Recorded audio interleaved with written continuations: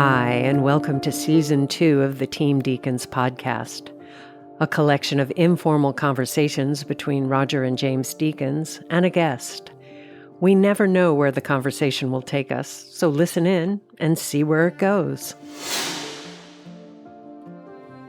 This episode is sponsored by HDR by Barco, where the magic of cinema reaches breathtaking heights with cutting-edge, high-dynamic range, HDR, laser projection.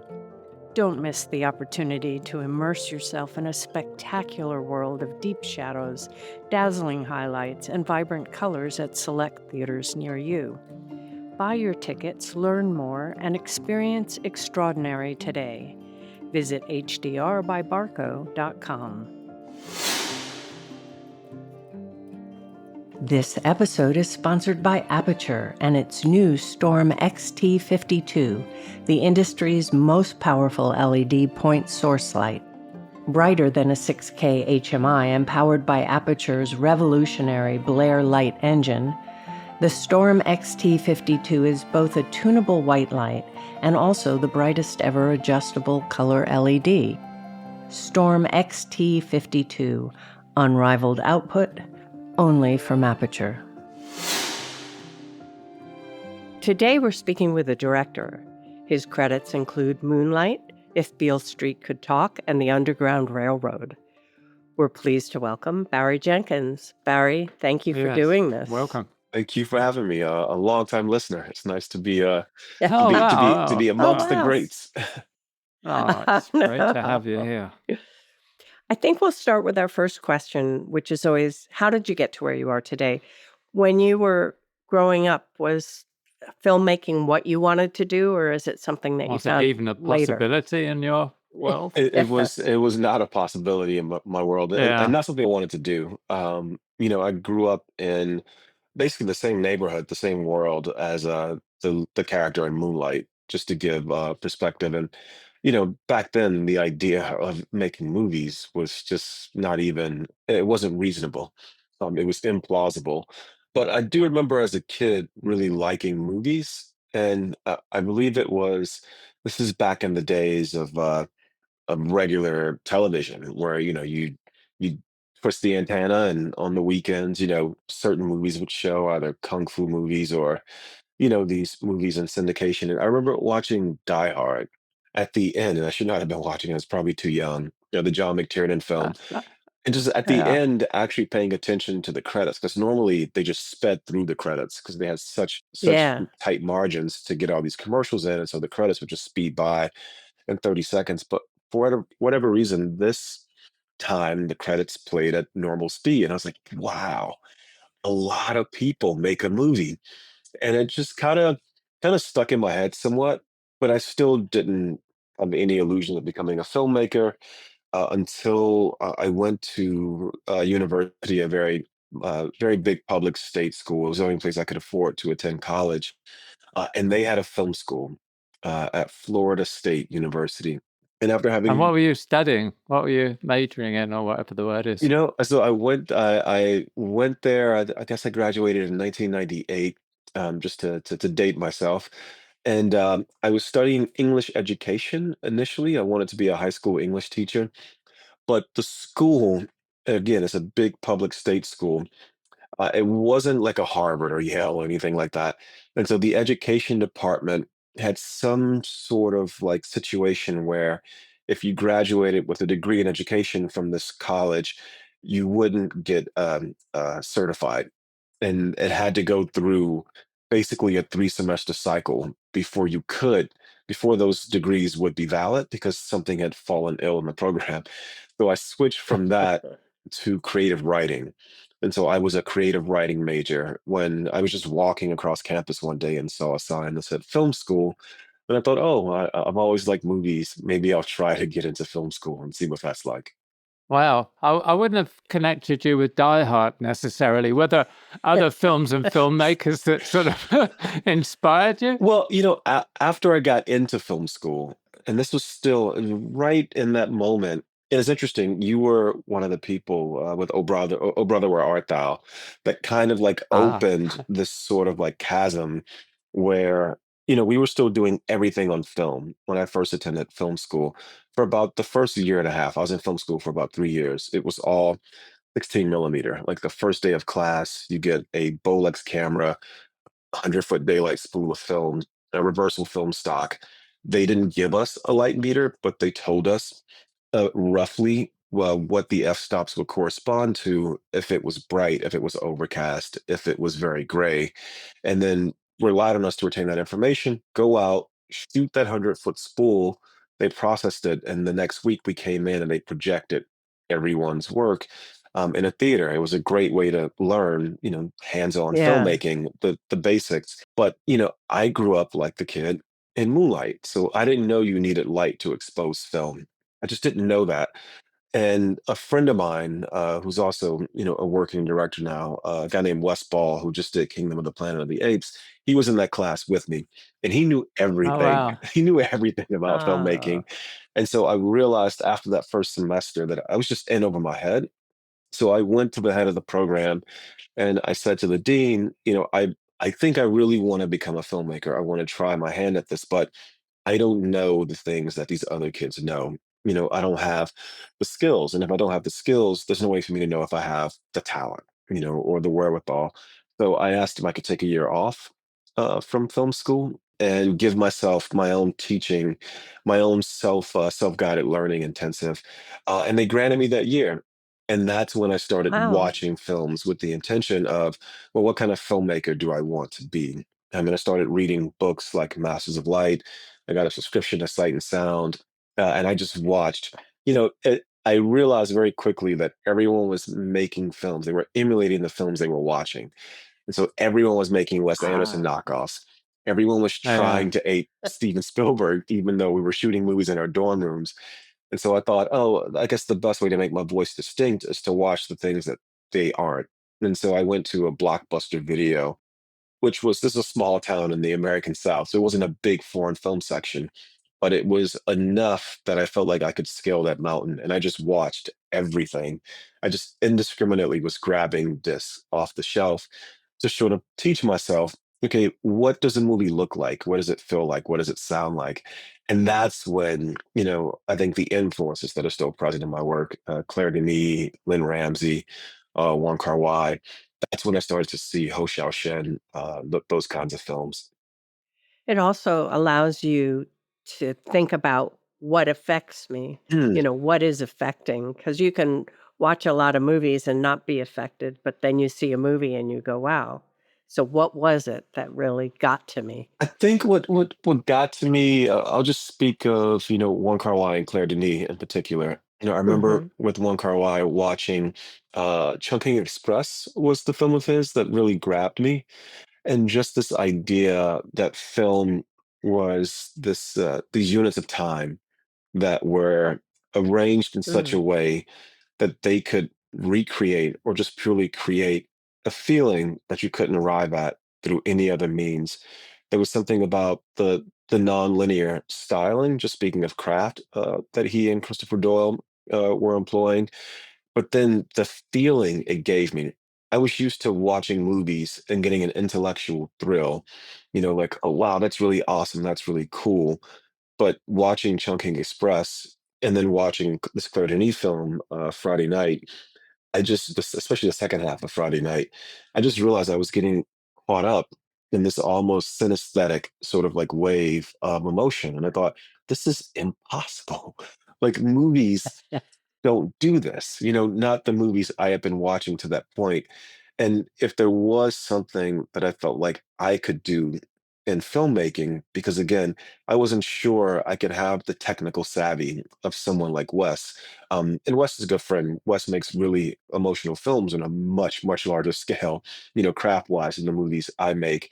And so I wasn't sure if I could master that, but I did feel like because of the way I grew up, there was so much energy, so much emotion inside of me. And something in the makeup of those films gave me the confidence that, oh, I could take this kind of styling, this kind of craft, and I can capture this energy, this emotion that I have inside myself and translate it to images in a way that other people could feel them as well. So you took the year off. Then did you go back to I did. film I school? did. I took the year off and I came back into the program and I was actually, I still work with a lot of the same collaborators I befriended in my time at university. And someone pointed out to me, "Oh, if you hadn't taken that year off, you guys wouldn't be in the same class." And I was like, "Oh, Oh, Right. yeah. that's a very good point. We wouldn't be in the same class."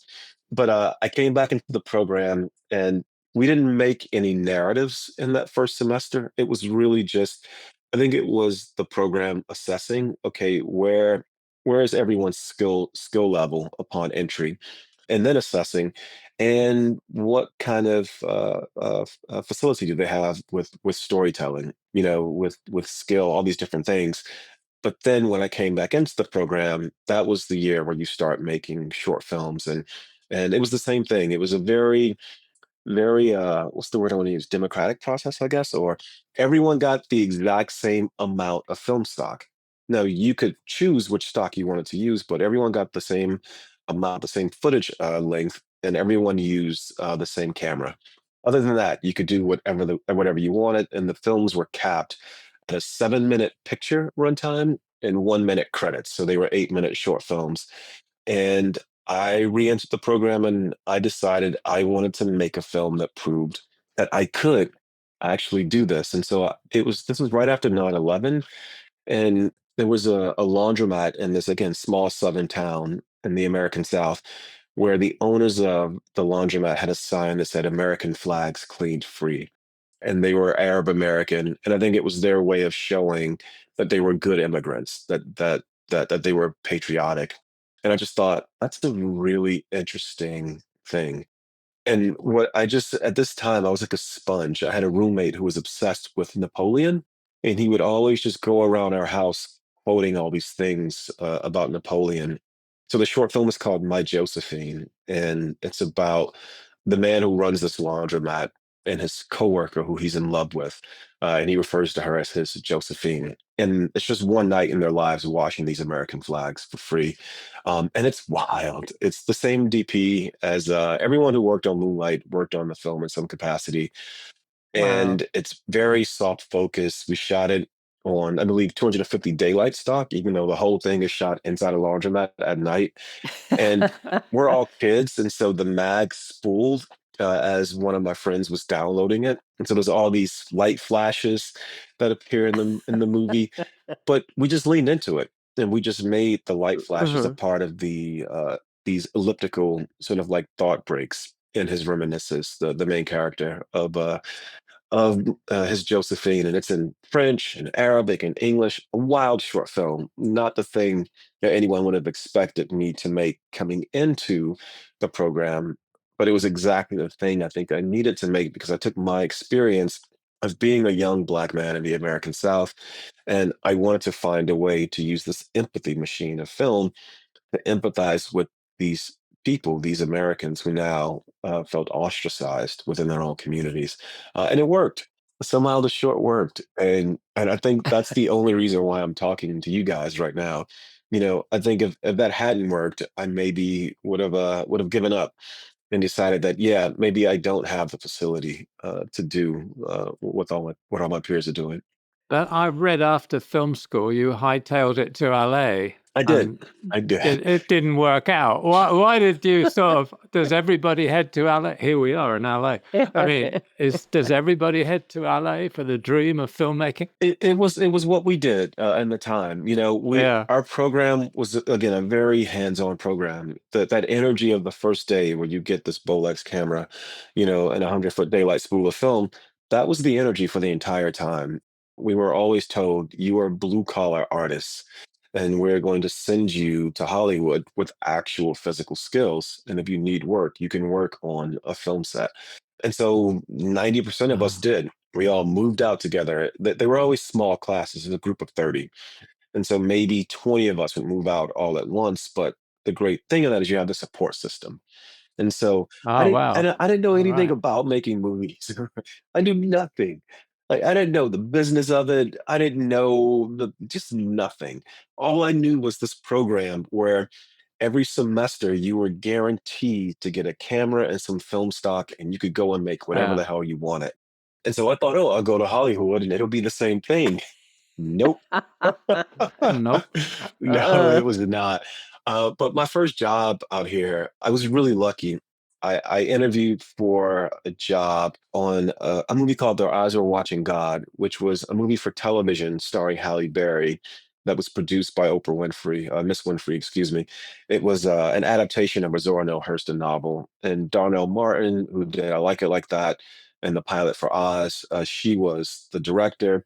And she hired me because in the interview, I had my short films with me.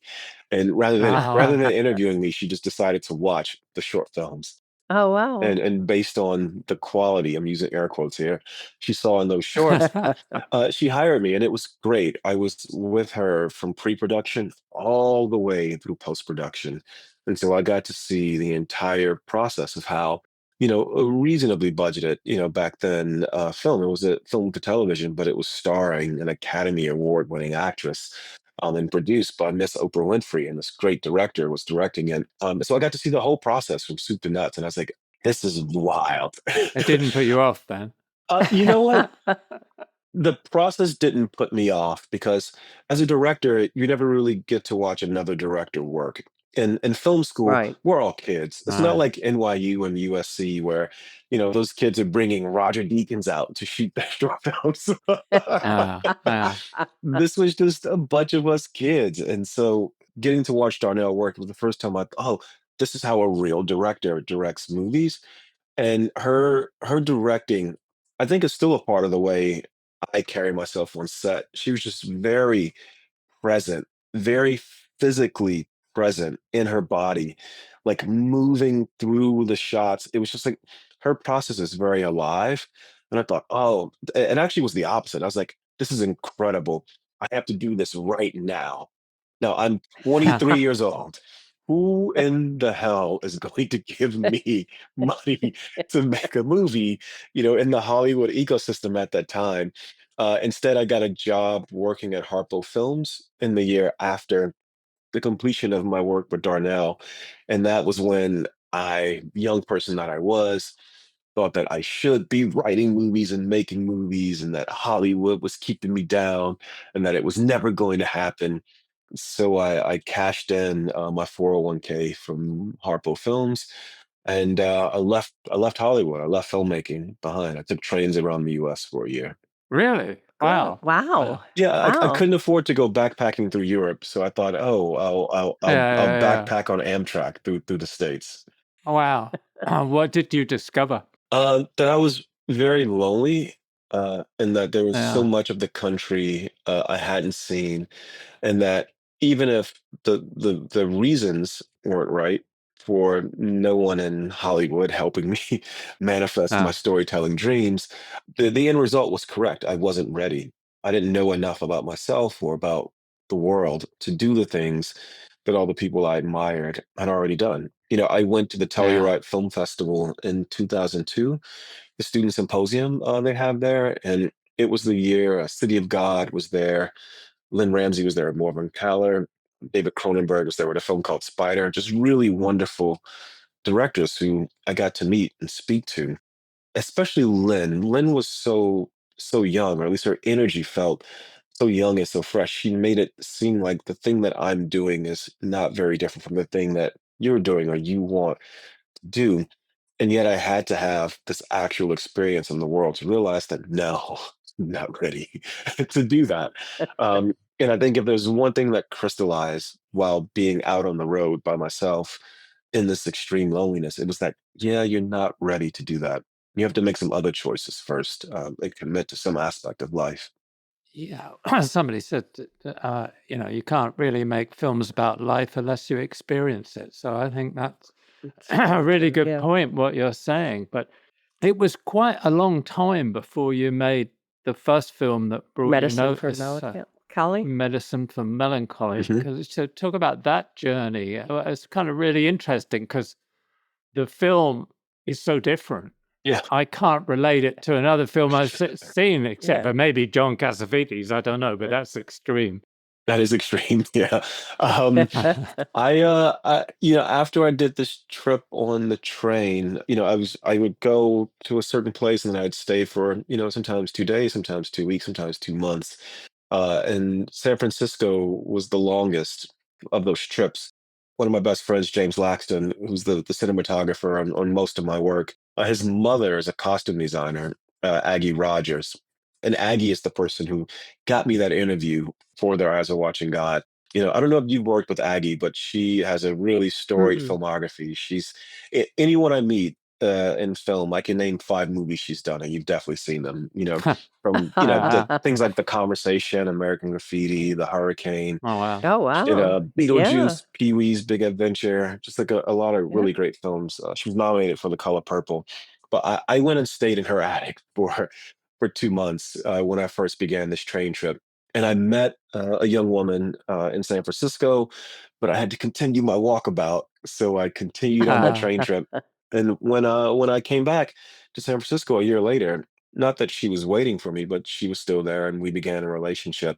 And it was really beautiful. It was the first real serious relationship I had ever been in. There were a few things that were very heightened about it because of where we each were in our lives at that time. And when the relationship didn't work and I was left in the city, I had to really account for why I was existing. I realized I was existing in that city purely for the sake of that relationship. And I never forget someone said, "Hey, Barry, so what do you do?" I go, "Oh, well, I'm a filmmaker." And they would say, "Oh, well, what have you done?" And I had to realize that I hadn't done anything since leaving film school. I think it had maybe been 5, 6 years at that point. And that's when I set about writing a film that I could make with more or less almost no resources that spoke to what I was feeling, as a young person, particularly as a young Black person living in San Francisco at that time in the aftermath of this relationship. And that's how Medicine for Melancholy came to be. And it's interesting. There's this website Letterbox. I don't know if you guys go on it or know of it, but someone sent me a review of this film, Medicine for Melancholy, on Letterbox, and it was clearly a very young person who had seen Moonlight first and then went back and watched this Ah, Yeah. film, and they were like, ah. "How the hell did the person who made this film make Moonlight?" I was like, "Well, it's the difference between having $15,000 to make a film, Yeah. and 1.5 million to make a film." Yeah. Um, but we didn't care about what the movie was going to look like or what anyone was going to think of, the modest means we had to make it. We just had to make it. And so the reason why it cost $15,000 is because a friend of mine who was actually working with West Ball at the time happened to have $15,000 laying around and wrote the number on a napkin Wow. and said, "Could you make a movie for this much?" And I said, "Yeah, Wow. I think I can." And that was how it happened. And Wow. how did you approach it? Because it seems kind of ad lib and spontaneous, but maybe it wasn't. It was not, it's script. I actually have the script. The script is on. I was in this office getting ready for this, Uh and I realized the script is here in this office. But I didn't realize how short it was. The producer at the time, huh. just because everything was so modest. We didn't have sides, but he printed this little booklet. You All can't see right. the Oh, All wow. right. and in it. There's all the script and all these blank pages. I don't know if it's showing up with the light level, but it's Yeah. only a Yeah. 72-page script. And so if you're gonna make a Wow. movie in 15 days, yeah, having a 72 All page right. script is the way to do it.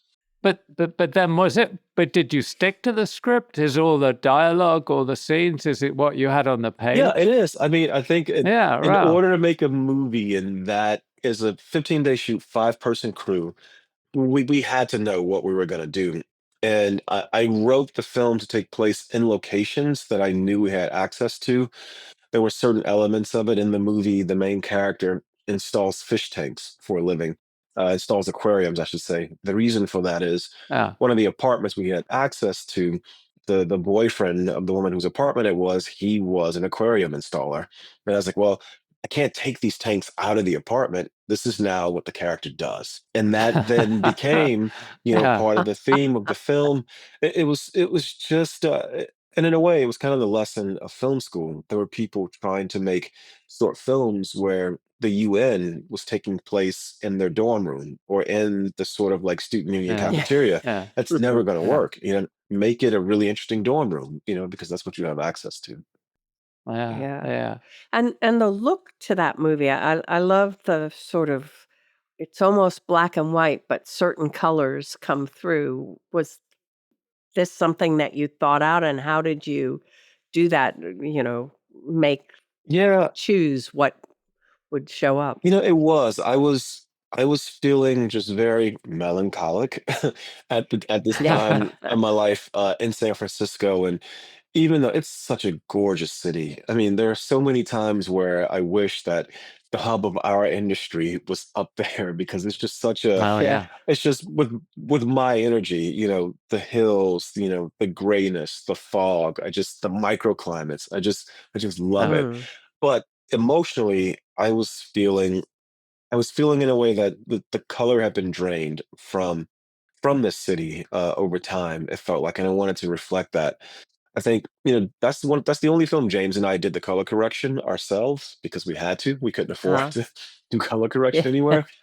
In film school, we were really obsessed with the original pressing of Masters of Light. And in Masters of Light, so many of the cinematographers they talk about going in to do the optical and really working the chemical baths. And we thought, oh, we'll have a Mhm. digital version of that process.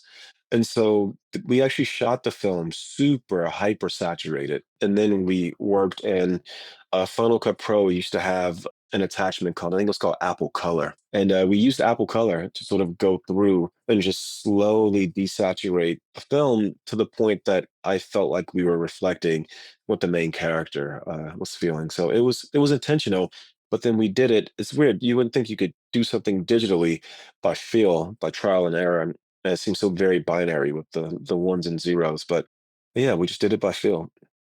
And how about the shot construction?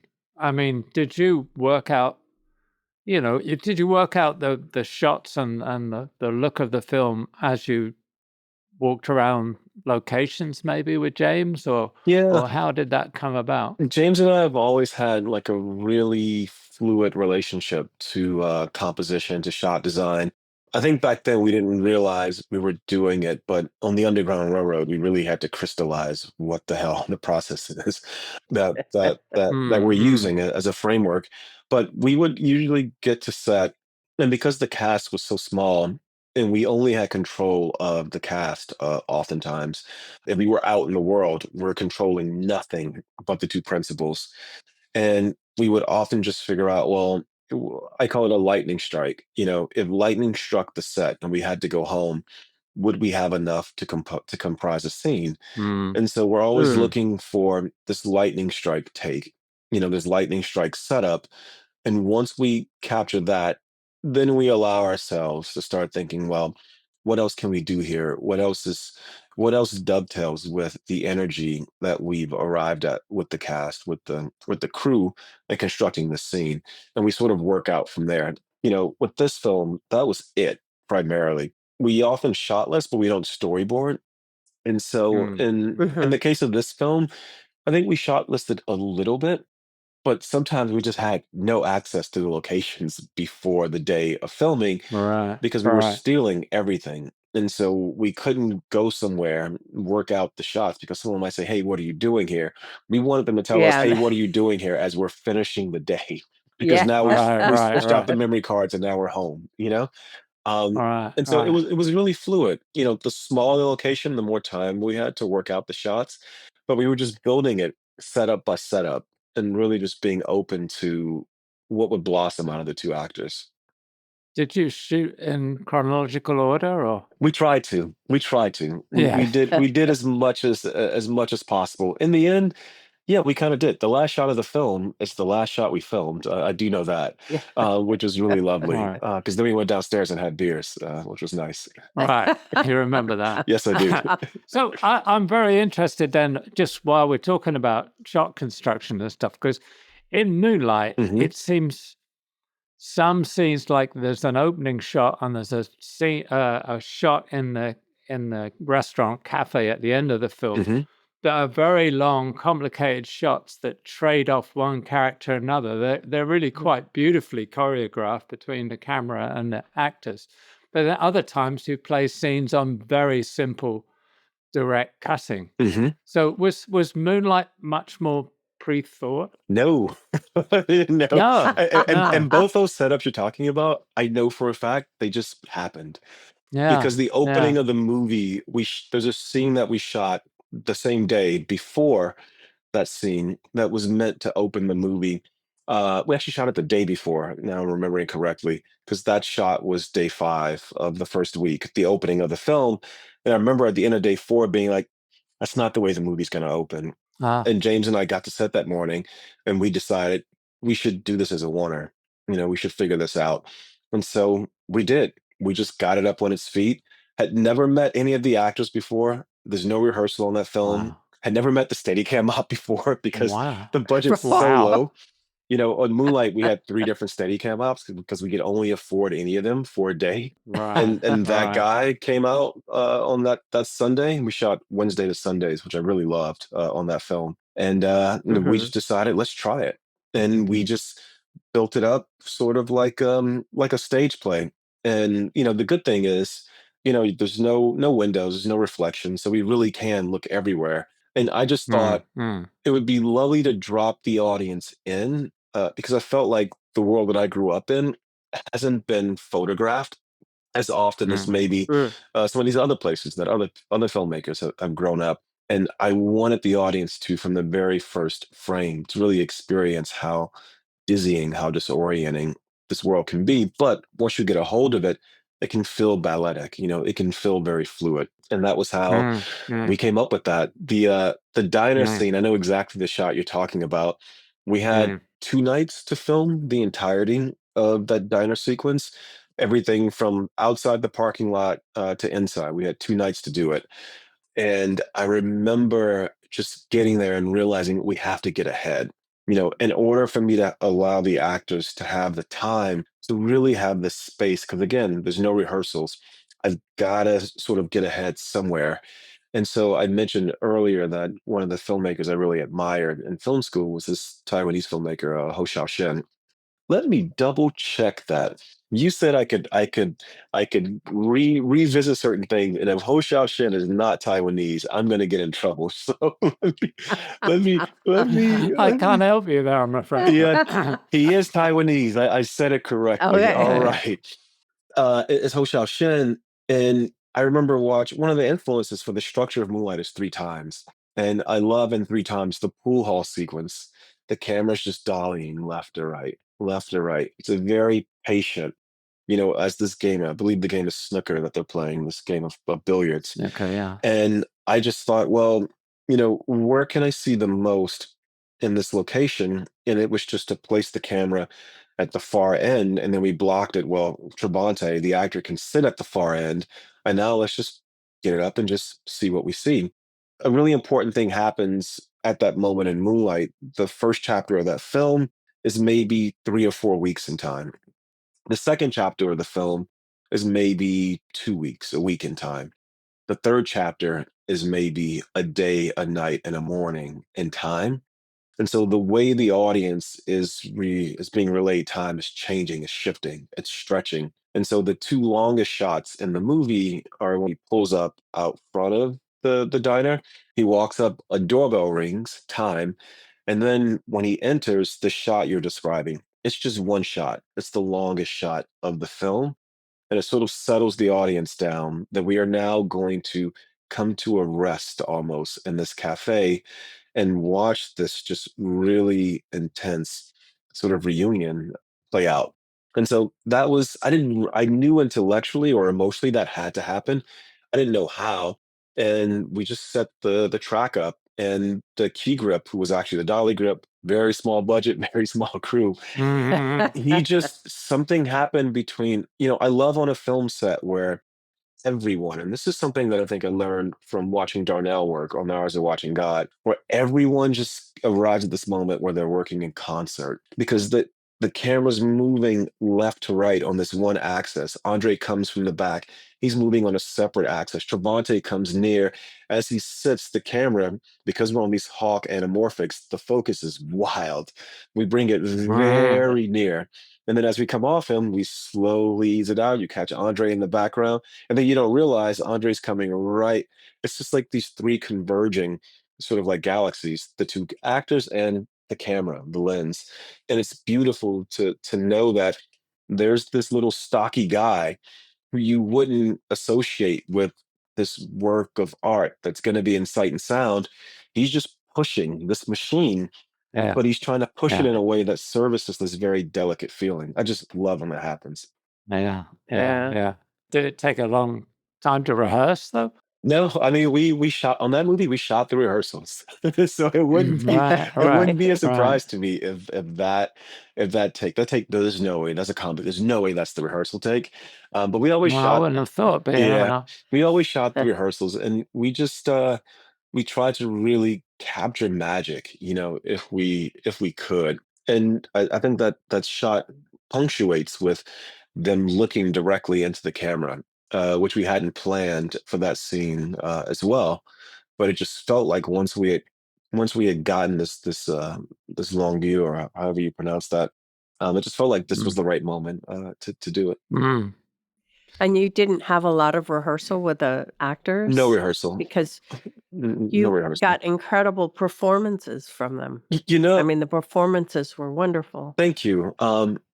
Casting is performance, and I think our casting director, Yessi Mm. Ramirez, did a really great job.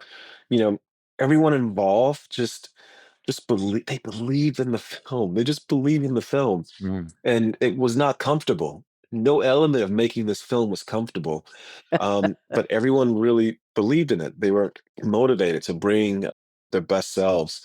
And what we just try to do is, for a shot like that, for instance, I'm not yelling at the actors, no, no, no, cut. You have to be at that point at that moment. That's not important. If the shot breaks down for a certain moment of time, it breaks down. So long as the breakdown, we can recover from it, and the actors stay in their bodies. That's always the most important thing to me.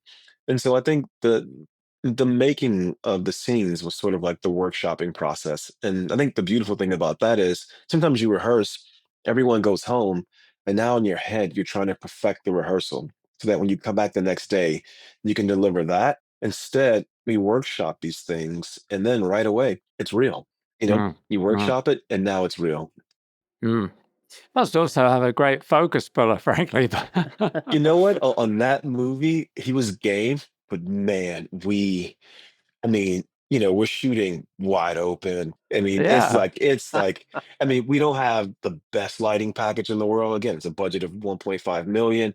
I mean, when he got it, he got it. And when he didn't, no one could blame him. And I think because of Yeah. that, Mhm. in the moments where he had to get it, he got it. I mean, the opening shot of the film, there's a really bad buzz. At the conclusion of that shot, I mean, it is bad. Right as all the spinning and twirling ends, Mahershala settles opposite the drug dealer, a friend of mine now, Yeah. Sharif Earp, and it buzzes so bad. And we tried to do whatever we could visual effects wise. It didn't matter. And I was like, you know what? I don't give a shit. That's the take. Yeah. Yeah. Yeah. Yeah. Yeah. So I got to ask you, it was 8 years from your first Mhm. medicine for melancholy and Moonlight. Why was that? Were you traveling the world? Were you trying to get yourself ready, or? No, no, I was not. Both those things, one is very glamorous and one is very admirable. And no, I was doing neither. I had a really wonderful opportunity that I squandered. I just squandered it. This was back when James Seamus and John Lyons were running Focus Features, and they had this thing where they would take, promising young filmmakers and basically just give them a deal to make their first feature. It's how Dee Rees made her wonderful first feature, Pariah. That's how Mm. Cary Fukunaga made Sin Nombre. And theoretically, I was going to make a follow up to Medicine for Melancholy with the same deal. And I just couldn't crack. I just couldn't crack a script. I was writing things that I thought I needed to write to satisfy whatever Mm. whatever the marketplace wanted. And so I was developing this film that actually, in a vacuum, sounds kind of interesting. It was about Stevie Wonder and time travel. The story was this young artist who's obsessed with Stevie Wonder's has acquired a brownstone in Harlem that Stevie once recorded out of. And one day, this older gentleman mysteriously shows up with this Moog synthesizer that Stevie, with this band called Tonto's Exploding Headband, kind of revolutionized to make this one wonderful run of work that he made in the 1970s that won Grammy after Grammy after Grammy. The guy plays it for the first time, and it opens this portal in time, causes a citywide blackout. But when he comes Oh, wow. upstairs from the basement, Stevie Wonder is there. And Stevie thinks that this person who's arrived is this drummer who they requested from Detroit to come out and help them record, this first album, Music of My Mind. Now, the guy knows all the music because he's from the future. And so it becomes this butterfly effect. If you don't let Stevie figure out who he is, will you alter the course of human history? And of Yeah, course, yeah, that's a good one. and his girlfriend goes back with him because she's like a performance artist, and the women's right movement is happening. The equal rights amendment is happening at the same time. And she falls in love with the period. Anyway, it was, but does it sound like Moonlight? No, it does Oh, it not. sounds like you're trying to take everything that's in your head and put it in one script. Exactly. And it didn't work. And to James and John's credit, they were very patient with me, very, very patient for me. There was another executive named Samantha Taylor Pickett, who also was helping me, and it just didn't work. James Roger, it did not work. And so no, I was not traveling the world, and I was not waiting until I was ready. I was basically just wasting a really wonderful opportunity. Wow. Because I think in a vacuum, had I written the script for Moonlight and presented it to those gentlemen, I do think they would have made it. Based on them Wow. making Pariah and making Sin Nombre, I do think they would have made it. Right. But I wasn't ready to get to that point. And I've got to be Right. honest, it was, if you thought the train was lonely, man, it was lonely. Going Mm. from, because Medicine for Melancholy was reviewed in the New York Times, very graciously by A.O. Scott. He made it a critic's pick and put it on his year-end list, which was absolutely wow, mental for a film that small.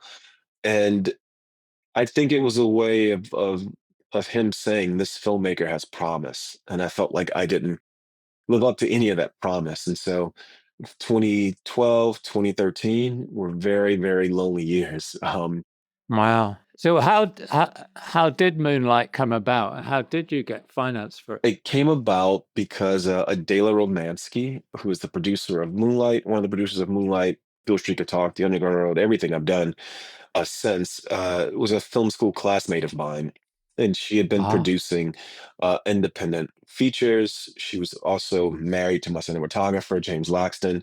And so she called me up and said, "Hey, what the F are you doing?" I don't know your audience. I'm gonna say F. What the F are you doing? Um, you need to make a film.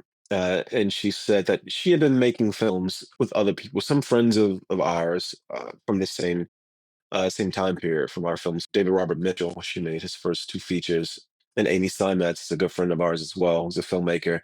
And she was like, I only want to work on things with people I love, on things they care passionately about. So we have to find something you care passionately about and go make it.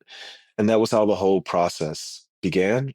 It's funny you mentioned world travel because Adela figured out how to scratch together about $8,000 alongside a really wonderful organization called Centereach, and a woman named Natalie Difford who works there. And they said, "What do you need to do to be able to write?" I said, "Well, I need to go to Europe. I need to go someplace where I don't know anyone, I don't know the language, where I can just hole up for a summer, and I promise I can write a script." And so they sent me to Brussels, Belgium, and I Wow. wrote the script for Moonlight in Brussels, and then I went to Berlin and wrote the script for If Bill Street Could Talk. I think over about 21 days, I wrote the scripts for those two films, which was wow. Wow. absolutely wild. Wow. That seems kind of strange that you go to Europe to write something that's so personal to you about America. about growing up in America. Yeah.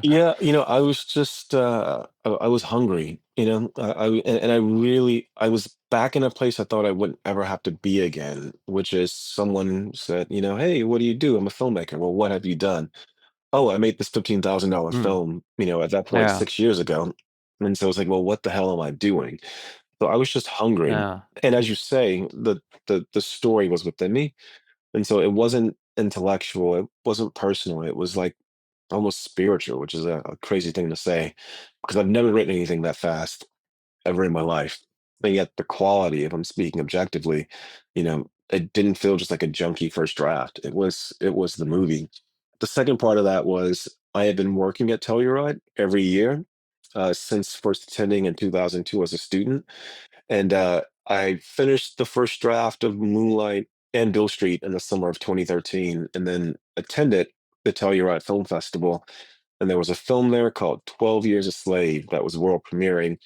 I know you guys had Dee Dee Gardner on the podcast. Yeah. Mm. And Yeah. Dee Dee and Jeremy came off stage and were like, "Hey," I introduced 12 Years a Slave at that festival and ran the Q&A for the world premiere, which was way out of my depth. Like I watched the movie in the audience and then went up on stage and Oh sort my of gosh. orchestrated this Q&A.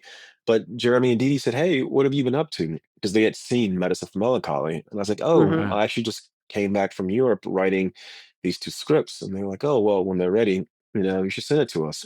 And then 2 years later, we were premiering Moonlight at the Telluride Film Festival. Wow. It was Wow. crazy.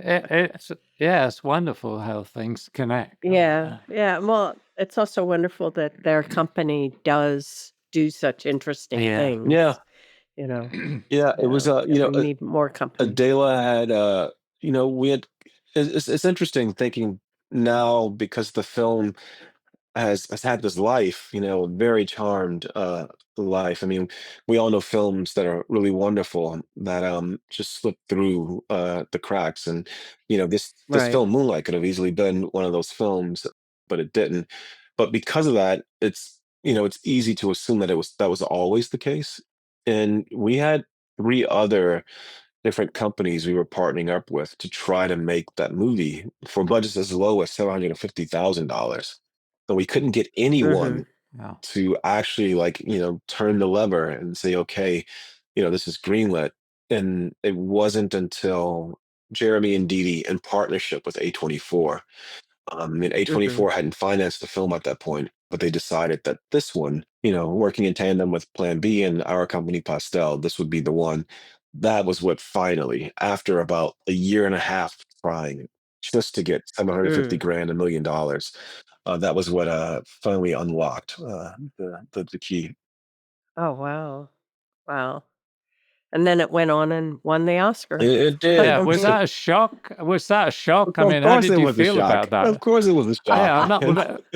I don't. There must be good and bad about it, right? I mean, There is good and bad about it. The good is, it's the movie's just it's always going to exist in some shape or form, yeah, yeah, which is very humbling because again, I love making movies, and so when I think about these movies, the fond memories are often on set. Honestly, there's some Mhm. discovery, something that happened that we all share that I just will never ever forget, especially on that film. Some things the kids did that just I could tell they didn't understand they were capable of those things. To see someone manifest that in themselves is like Mm. there's nothing like it. I'm having my first kid mm. in maybe 10 days. And so maybe Oh, Oh, thank congratulations. you. Maybe I'll get to see that more often. But on film sets, I've been really blessed to have seen that, especially when you're working with non-actors and they're doing this thing for the first time. But my memories often go back to those experiences. But with the award stuff, and in particular with that Best Picture, yeah, it's bittersweet because I don't have a memory of just of pure unbridled joy or pride. It's more the first emotion is confusion. Is Yeah. confusion. And then like extreme tension, you know? It's just Yeah. it just didn't feel good. But then you also realize it's not about me. That movie winning Best Picture has meant so much. A friend of mine just came back from shooting a feature as a cinematographer in New Mexico, and the gaffer was someone who'd only gotten, and it's a very small budget, although this person also works on, movies, the kind of movies Mhm. that you work on, Roger. Um, and was saying that the gaffer was just some kid who only got into film like maybe 6, 7 years ago. And the cinematographer was like, "Hey, so why do you do this?" And the guy goes, "There was this movie, Moonlight, that came out, and I went and saw Oh. that Ah, movie, and I just thought, I want to do that." And so this guy, I think he was like a contractor, like a carpenter, and it switched to lighting. And because he's like, this is what I want to do. ah, yeah, Got out of Wow. working in construction on houses and wanted to get into the film industry, which nobody is doing right yeah, now, by the way. yeah, Yeah, right. As It's an yeah. all your fault. so- Yeah, it's wonderful when you hear when people tell you those stories, isn't it? Yeah. That kind of inspiration. yeah, because we Yeah, got the same yeah, inspiration from watching other people's yeah, work. The fact that my work can do yeah, that for someone is like wild. yeah.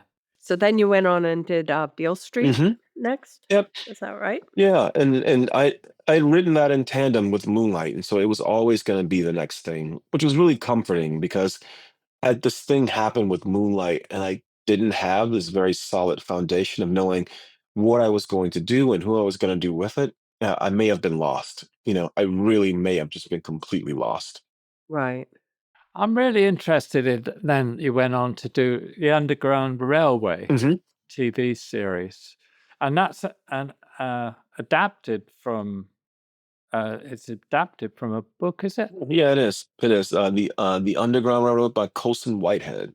Right, Yeah, right. and What drew you to that? I've always been obsessed with just the term Underground Railroad. As a kid, Yeah, when you first hear it, you imagine, black people on trains underground. yeah, And there's something really magical. I actually found that really inspiring because as a kid, you don't question it. You hear two words and then right. you see the vision of what it is that's inspired by those words, which was it didn't seem impossible to me that black people could build trains underground. And then you learn what it really is, and that's still really inspirational, but it's more grounded. It's less fantastical Mm. by its very nature. And so when I read Colson's book, which all these three things, Moonlight, If Though She Could Talk, and the Underground Railroad, kind of happened all at once because I read the Underground Railroad for the first time while we were in post on Moonlight. So Colson Whitehead was one of the first people to ever watch Moonlight. We sent him a link before it even premiered, and I knew I wanted to adapt the book. It went on to win the Pulitzer, so it was a really big, loud book. And if there was anything that the cachet from winning Best Picture gained us, it was access to this really Mhm. amazing work and the actual logistical sort of financing and support to do it. Well, it seems like a total different project because it is on the one hand kind of naturalistic, but on the other hand, it's magical realism. Mhm. I mean, I kind of think in what I likened it, I only can think of like 100 Years of Solitude, Mm. Marquez's Mhm. book, where it's there's fantasy elements brought in, Mhm. like the Underground Railroad is a real train Yep. Yeah, in the series. and So and the thing it must. Yeah, it's a challenge between. Sorry, it's a challenge kind of balancing those elements, isn't it? It was a challenge, and it became even more of a challenge for reasons that had nothing to do with the intellectual rigor of balancing, realism and fantasy or magical realism. We just had a budget thing that happened that was an absolute catastrophe that we had to work our way out of somehow without that work ending up without that effort ending up on the screen. The biggest thing to me though was I had this childhood feeling of hearing the words Underground Railroad. My grandfather was a longshoreman down at the port of Miami. And so I would see him go to work every day with a hard hat and steel toe boots. And I just imagined someone like him made trains underground. And that was how Black people got free. And and for the time that I had that image in my head, as a young child, it was real.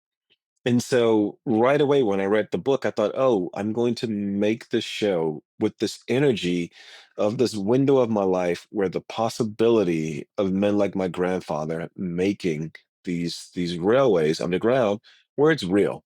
And because of that, this idea of distinguishing between fantasy and reality, it just didn't matter. You know, I just Mm, thought of it of mm, mm. I put myself in the head of the characters because in the show, even within the show, people are going, "Well, I haven't seen it, so I don't know that it's real." But when they see Mhm. it, there it is. There's the proof. This thing I've heard about, it Yeah. exists. And so we kind of divorced ourselves from having to navigate, or figure out a different visual grammar, for the magical realism versus the realism.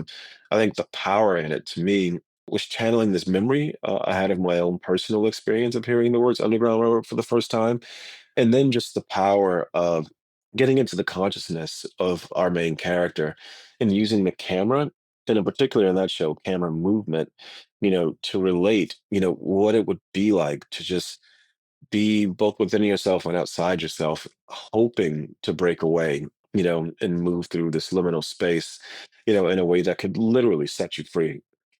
It's interesting. Is that everything? If all the films you've been doing up to Underground Railroad, basically your own studying your own childhood, Mhm.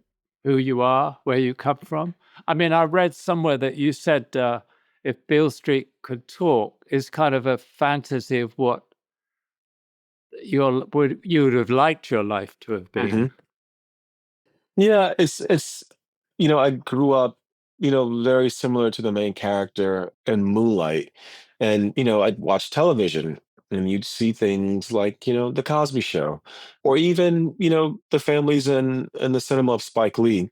And you'd wonder, what would it be like, to live, in a house where there's a mom and a dad and this and that. Yeah, yeah, And when you're working from your own personal experience, sometimes you're representing the life that you lived, but then other times you're working from the feeling of the things you lacked, of the things you didn't have access to. And I feel like between Moonlight and If Those We Could Talk, that's exactly those two sides of the coin, you know. And Bill Street, it's a very heavy story, what's going on, where Mr. Baldwin is channeling in the 1970s in Harlem, and yet at the core of it is this extremely wonderful nuclear family, full of support and just a real foundation and structure. And yeah, there were times in my life where, I longed for that. I wondered what life would be like, who I would be, with that kind of a structure. I did have it. And so I got to dramatize it, in this film. right. And then with the Underground Railroad, there's something that happened between my mother and I in our actual personal lives that we never got to speak about. And I love that, at the core of the Underground Railroad, Colson Whitehead's novel, there's something between the main character Cora and her mother Mabel that neither of them knows about the other either. And that Yeah. and that gap in information is so tragic, but also because I'm a crazy person, profound, and beautiful in a certain way. Yeah. It's tragic because of the way it leads them to feel about one another.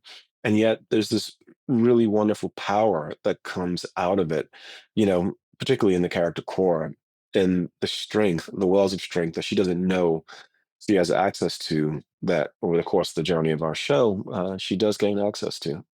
Mm, mm. And what was the experience like working in television versus doing a feature? It was no different. It couldn't be different. Really? Only because Mm. we got to prep and we were 8 weeks out and realized we were dramatically over budget. And then this is before we shot a single day of footage. Oh, God. We had location scouted different regions and had planned to go to those regions and had started building things.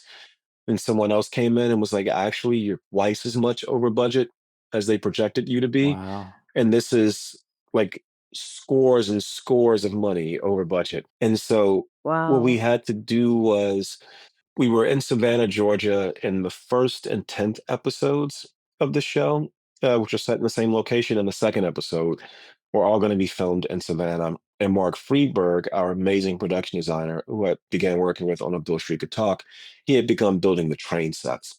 And so those things were fixed, and those were expenditures we had to pay for.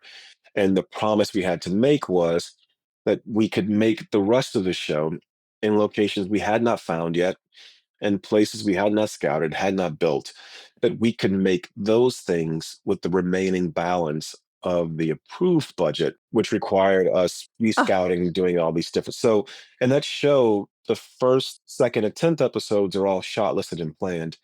Everything else is freeform jazz. And because of that, it felt very much like making Moonlight of all things, if I'm being honest. And we just had to just like literally week to week, we weren't sure of what we were going to be doing 2 weeks ahead. But once we knew, Mark Freeberg was just. I know you guys have production designers on your shows. You have to have. actually, we're going to talk Sounds to him amazing. next Okay, week. you have to have him on because he was just he was an absolute artist in figuring out how to make that show happen. But Roger, to your point, because of that, it didn't feel any different. It couldn't. We had to Oh, rely on our chops as independent filmmakers to make that show work. yeah. Well, looking back, do you think it in the end was a benefit to the way you were working? Because Unquestionably. Unquestionably. I mean, some of the things that I want to say did, but the truth is got away with, you know, capturing story, but not knowing how it's gonna puzzle together with this other piece of story and this other episode, but capture it because with the means you have in front of you, this is the most interesting thing you can do. This is the thing that's most on theme that you can afford to do with the production structure you have in front of you. You don't know that you can afford to replicate that, you know, 5 episodes later or pay it off. But if we just get this thing, then we can somehow, we've got 5 weeks to build and find a way to connect it with. It was in, I mean, it was scary as hell. I mean, it was scary. And please ask Mark about it. It was scary as hell, but it brought out of us just the best of what we're capable of. I feel We always say with limitation comes yeah, inspiration. 1000%. Because if you're given everything, it's kind of dull. One yeah. thousand. Well, this could have been a little more dull, and I'd have been perfectly fine because this was seat of your pants, hair on fire. Are we gonna make it? Are we gonna get shut down? And yet, the work the crew did, I mean, even down to the Teamsters. I mean, because this was just like the Wild West, and we would have those guys move the trucks, like I mean, like every other day, every half day, and they never questioned it. They were just always, yeah. We sometimes we get there and be like, well, we thought you might look in that direction, and so we prepare for that. which which which for Yeah. what transfer unit is doing that? Out in the woods, Yeah. in the middle of nowhere, Georgia. It was incredible. Yeah. Well, Ah, it's wonderful when you're part of a team like that. yeah, Exactly. It's when kind of, everyone's pulling together. I'm, Yeah. I'm probably not a substitute for family, but it goes a long way. But when you do something like 1917, I mean, that's just like Yeah. insane, Yeah. especially the nighttime sequence in the town in the last third of the film. It seems impossible.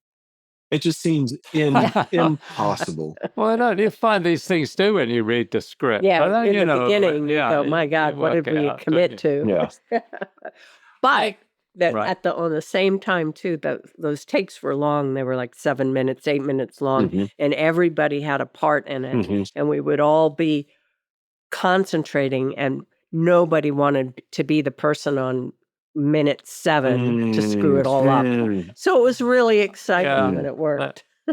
very much like your setups in Moonlight, I'm sure. Oh, I'm but going to a lot ask you. more complicated, yours. Oh no, I don't. Yeah, but yeah, Mustafa the Lion King. Hmm. So what? Why? It's interesting. What was the attraction? The attraction was doing something completely different Yeah, from yeah, from at Yeah. that yeah, point from the Underground Railroad, really, yeah. because the way things time out, I took that job a year before the Underground Railroad finished, before it came out, And so there was about a year overlap where even after having accepted the assignment to do Mufasa, I was still working both on post on the Underground Railroad, and because of COVID, we had left about 4 days of filming, sort of to be done. We shut down on day 112 of 116 on that production, and I just knew, as we were just talking, and you can see me. I don't know. I think on the podcast, no one can see my face. I get really excited when I talk about how just gonzo and out there the work on the Underground Railroad was. What I Yeah. don't talk about as often as, and some of the things I've done, there's some sequences in Moonlight that are quite heavy. The same thing in A Bill Street Could Talk. And yet nothing prepared me for the work that we did on the Underground Railroad. There would be days where I literally would walk off set. I would have to walk off my own set to go and have a moment. I'll never forget the Steadicam Mm, operator, mm. a young guy named Jarrett Morgan, who I'm always going to work with as long as he's available for the rest of my life. Really brilliant operator. We didn't know each other very well at that point, and he came up to me and he said, "Sir, are you all right?" And I didn't realize I wasn't all right, but I turned from him and I just broke down. Like I literally broke Oh, down Yeah. on my oh, own set, which I never happened before. I didn't think I was capable of that because I feel like I do such a good job of compartmentalizing, Mm. mm-hmm. but we had an on-set Yeah, therapist on that production. I told her that she had the power, almost like an intimacy coordinator, to pull anyone aside at any moment where she felt like psychologically something was getting to be too much for them. And I had uh-huh, I had one of those moments where she pulled me aside. And so over the balance of that job, I because there were a couple of things that were lined up that I maybe was going to do right after the Underground Railroad that would have been in a very similar register to that. And I knew that mentally, emotionally, that was not going to be the right thing for me as a human being in that moment. So I was mm. looking for something different. I didn't realize it would be that different That as different. Mufasa. But you have to remember, we got shut down because of COVID. Everyone did. And so I'm sitting at home wrestling with the footage from Underground Railroad because we made it so gonzo. Post was a little bit interesting. You're moving so fast that you're not being as diligent in your note taking. I'm saying, oh, Mm-hmm. we captured this piece. And then we figured out, 5 weeks later, how to connect it. Then you get in post, the editors really try to figure out how to connect it. Yeah. Um, and and over that time, I was locked in with my now wife. And I realized that I wanted to work in a way that I could actually be emotionally available to my now wife. So it's a combination Uh-huh. of all those Yeah, different yeah, yeah. things. Yeah. And I met with John Favreau, and James met with Caleb, who had shot that film, and Mm-hmm. and we both decided, myself and James in tandem, that it would be really interesting to explore this mode of Yeah. filmmaking, to go from Yeah. Yeah. being out in the wilderness, as wild as you can possibly be, just making shit up, to now theoretically having total control, but trying to engineer spontaneity in a process that every step of the way wants to reject Mm. it. And I thought that could be a very fun and different thing to explore for a while. Took way longer than I expected or hoped, because then there was a whole industry-wide strike. I mean, it was just like delay after delay Mm. after delay. But in that time, I got married and I've got a kid on the way. Life happened. And I think Yeah. of, Yeah. of all the blessings of both learning a whole new toolkit, but really just getting to come back to myself, get some Yeah. get some Yeah. Yeah. therapy, and work at a slower pace. I think all those things are really beneficial to me, and I'm very proud of the film. I get letters from youth groups all the time about Malele, which is this mythical place that we dramatize in the film, and it's crazy to me to think that the same way young adults encounter Moonlight for the first time, there are now 7-year-olds who encounter Mufasa for which is wild. Yeah. Yeah. But it's still storytelling, whatever system you're using, isn't it? It I is, but mean, this is a very different system. I mean, it is tricky. It is What tricky. surprised you most? What surprised me the most was how unelastic it is, or it can be. Yeah. And We've been there. Yeah. yeah, Mm. and what we did was for the first year of making the movie, really, we sort of embedded and tried to find a way to get it to become some kind of hybrid motion capture sort of system. And so what we ended up doing, the science, the algorithm of movement is so tricky because we have two legs, the characters have four, bipeds and quadrupeds. So getting the movements to translate in a way that we can have a camera that's transacting in real time, because James and I, so much of what we do is built off intentional camera movement that's reacting to the movement of the characters. That just doesn't Hmm. exist, in this space. Mm. But we got to a point where we realized the animators, they have a really principled understanding of how bipedal movement can somewhat be translated to quadrupedal movement. And so rather than having actors come in and do motion capture, the animators got into suits. And instead of them drawing by hand the first pass of the animation, they were drawing with their full bodies on stage. And James was there with an actual camera in the virtual space that was responding to them in real time. And that was the really important Mm. breakthrough for us, was Ah. capturing movement in real time. So we would direct the actors in voice first. The editor would cut that entirely, and then we project that sound onto the stage in real time with time code, with sync, and the animators would then be, I like to say, drawing with their bodies, the first pass of the blocking animation, which allowed James Huh. to have a camera that was transacting with them in real time as well. And that was when the really big breakthrough happened, where I felt like, oh, now we can tell this story visually in a way where it feels like it's akin to the work that we've done building up to this film. Mm. Before Mm. that, Mm. it was really, really, really difficult. Mm. Mm. Where do you think those sort of techniques are going to go, and with you involved? But it depends. If I did another one of these films, I could do it a lot faster because we Yeah. we we Yeah. we got a system set up that spoke our language. It was really like moving to a country. You speak English, the country is French, but you're filming in Mandarin, and all the crew speaks Greek. It was kind of like that, and we sort of got it Sounds to. fun, really. It does sound fun. We got it to a place. I mean, the after work socials would be really fun in that case. We got it to Yes. a place where the language became this hybrid that we could all speak. And so I think I could do one of those more fluidly rather than trying to break through the tech or break through the language. We could just express ourselves. But otherwise, I think what we do is so built on this presence, like this present moment stimulus, that I don't know that taking these tools, which is it's really a previs kind of workup, the system. And I know someone like Greg Frazier, who's been on the podcast before, I'm Yeah. sure. I know for the stuff he does with Denis, and you work with Denis as well, stuff he does with Denis, some of these things on Dune, they're massive lighting rigs, in a very difficult space. You can really work that stuff up, in the volume really well. And get down some rudimentary like camera setups and blocking. But I don't know, depending on what I do next, the budget's not going to Mm. support that kind of a workout playground. So it's nice to have sort of in our toolkit.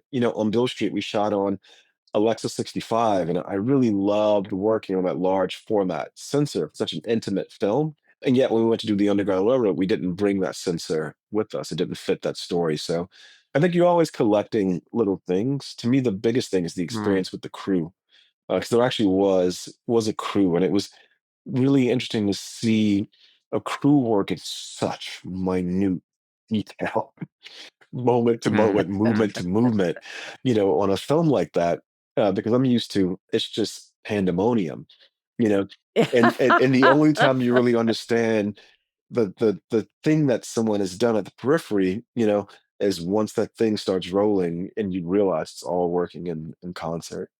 I gotta say, it's really interesting that you're acting as producer on some wonderful films as well. You produced After Sun, which was such a great film. The Yeah. Fire Inside that Rachel Morrison directed, and recently released Sorry Baby. Is this? I mean, is this part of your community that, or you're part of this community that you're trying to encourage to? Yeah, We need it at this time, I think. I think so. I think we had such a, and when I say we, myself and Adele Romanski, and we have another partner, Mark Ceryak, who also, of course, went to college with us. But it really comes down to Adele. We had such a difficult time getting Moonlight made, at a very, very modest budget. You might even call it a micro budget. And it's interesting in this industry, there's this saying, a friend of mine has this saying, everybody wants to make a killing, no one wants to make a living. You know, and I think movies made at these Yeah. budgets, they're not designed to make a killing, and yet they can in some ways become the life force, the lifeblood, of this industry, because this is where new voices sort of gain access to express, what they're capable of. I'm thinking of someone like Greta Gerwig, who made the biggest movie in the world, I believe, last year. Greta's first film was this movie called Nights and Weekends, that she co-directed with Joe Swanberg. It might have had a budget of $30,000. And it premiered at South by Southwest. And so for us, seeing the difficulty that we had in getting people to believe in us for making a film like Moonlight, we're like, well, now that we have a certain standing, footing, stature, access, whatever you want to call it, there's no reason why we shouldn't, do that same thing for other filmmakers. And these movies are still really difficult to get made, to get the financing for. Something like After Sun, All Dirt Roads, Taste of Salt, Sorry Baby. And yet we believe that they should be made. And so, Adele really is the tip of that spear. And for me, I just love these filmmakers getting to look at me and see this example of, well, I know someone has probably told you you can't possibly make that film for that budget in that way, but you absolutely can. And if you trust us, we will help show you how. And it's been probably the most rewarding, aspect of our careers over the last 5, 6 years, has been able to introduce or help introduce people like Charlotte Wells to the world.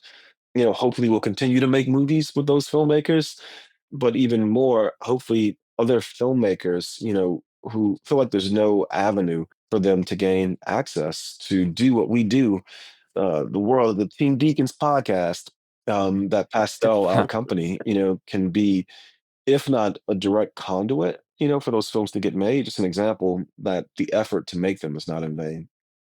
Yeah. You are optimistic? You sound like an optimistic person. Coming from where I came from, to sitting on a podcast talking to James and Roger Deakins, I have to be optimistic. I really do. I just, we watched Marathon Man the other night, just on a whim. We just put it on. Yeah. Ah, such a good film. It's just a ride. It's just such a great ride. And then we put on Chinatown for whatever reason. We're watching movies in that era, and and those movies still hold a potency. I think if we don't continue to make very potent films about our time, it's going to have a direct effect, on the viability of the art form that we love so much. So I have to be an optimist. I do. I have to be an optimist.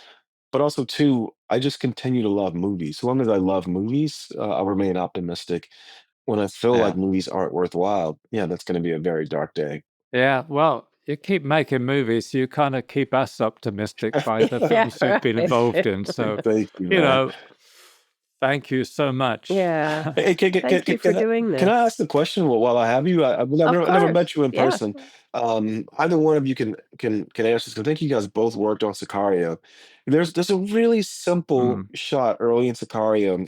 It's during the raid on the suburban home where they find all the bodies inside the dust motes on the Yes, sun. how did you know? Well, Danny's really good at those sort of things. In Prisoners, it was tracking into a tree. And in Sicario, it was the dust motes. But we'd actually storyboarded that shot. It wasn't something he just thought of on the day. That was something we talked about. Okay. But yeah, Denny's really great like that, you know. Yeah. I mean, our way of working, the films I've done with him were very kind of structured. We very, you know, like Blade Runner, everything was really laid out in advance. You know? Well, laid out, but then when you could get still to change, set, yeah. because you know how you never know Exactly. what's going to happen until you get on set, Yeah. and you really have to be open to that magic. Yeah. So But, I you think know. more your storyboards are prepping, Yeah. thinking what's Think of- important in this Like you scene. say, what is the bottom line? What do I have to make this scene work? Exactly. And you sort of embellish. But I like working each which way, really. I actually like just putting the camera on my shoulder and shooting the whole thing handheld, but not many people like that anymore. And maybe I'm getting a bit too old for it. But anyway, we shouldn't go into that. Well, I think you guys have to have an episode where you are the subjects, where you come onto your own I don't podcast. know. I think that's what the This has been so great. This has been so great because when we were in COVID, this was our kind of world, you know. And it's just so great to talk to people we've never met. I don't know why we've never met. Well, we haven't. So it's been absolute pleasure, and thank you so much for being with us. Thank you very much, Yeah. and we shall meet someday. Yes. If you'd like to sponsor the Team Deakins podcast, let us know at pod@teamdeakins.com. Thanks for listening. If you want more information and further discussion, check out the forums at www.rogerdeakins.com. Becoming a member is free, and you can ask follow-up questions there. And be sure to subscribe to the podcast for more new questions and topics. Also, check us out on Instagram at team.deakins. See you next time.